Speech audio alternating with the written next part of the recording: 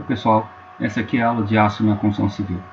É a primeira parte de 4 que vai tocar o tema. O aço na construção civil vem sendo empregado há muitos anos, e a primeira aplicação que a gente tem é a aplicação estrutural, como a construção de pontes e viadutos.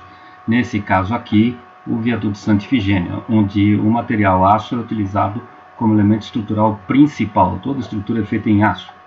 Essa aqui é uma ponte estaiada, onde o aço é utilizado como material complementar. Nesse caso, os estais são feitos de aço. Também podemos aplicar o aço para estruturas metálicas reticuladas, como o edifício do Shopping Frei Caneca aqui em São Paulo. Ou em outros elementos com finalidade estrutural ou não, como é o caso das telas metálicas soldadas ou das tubulações e canaletas de aço.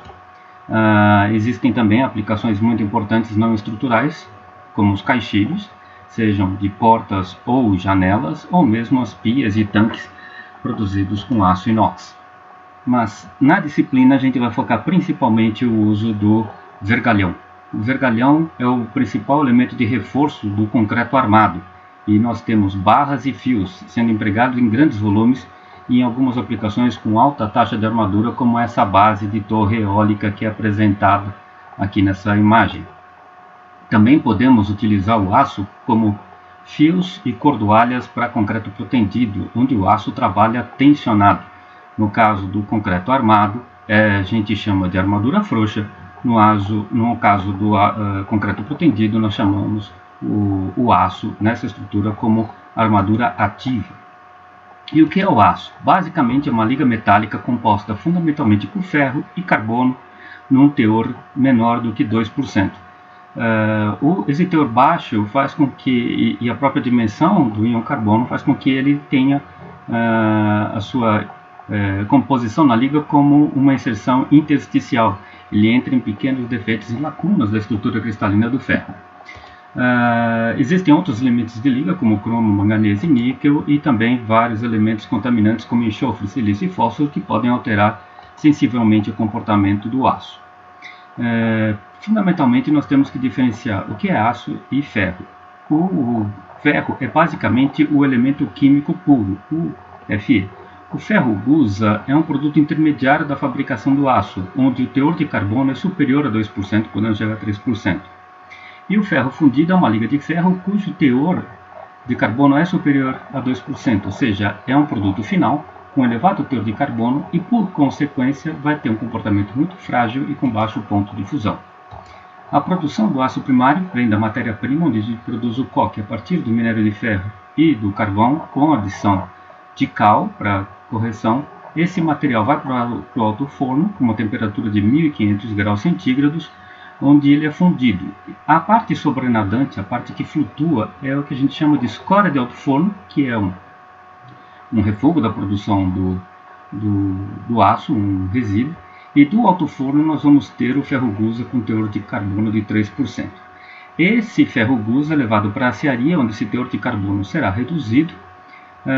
E da aciaria teremos o aço, propriamente dito, que vai receber depois os tratamentos térmicos e mecânicos para suas devidas aplicações, e também a escória de aciaria, que é o segundo rejeito da produção do aço. Além do aço básico, como matéria-prima oriundo do gusa, nós também temos o aço produzido a partir de sucata. Hoje, o aço para concreto armado é fundamentalmente produzido a partir da sucata do aço obtido pela sociedade. Não? Então, esse aço é misturado com ferro gusa, o primário. São levados, então, esses dois materiais, sucata e ferro gusa, para um forno elétrico, garantindo-se a qualidade da composição química do material. Depois disso, é levado para um forno panela e, em seguida, para um lingotamento contínuo, onde o aço vai se resfriando e produzindo tarugos progressivamente. Depois, esses tarugos são levados para um forno de reaquecimento e, a partir daí, é passado por um trem de laminação, que é basicamente um conjunto de cilindros onde o aço vai passando da forma de tarugo para a conformação final de vergalhões, fio-máquina ou barras. Um ponto importante que deve ser ressaltado é o efeito do teor de carbono no comportamento do aço. Esse teor de carbono vai atuar fundamentalmente no aumento do limite elástico. Então, se nós temos aqui o aço B que tem um baixo teor de carbono, o patamar de escoamento, ou seja, o limite elástico do comportamento mecânico do material, vai acontecer no nível de tensão inferior a um aço que tem um maior teor de carbono. Esse aço com menor teor de carbono vai também apresentar uma maior capacidade de deformação plástica.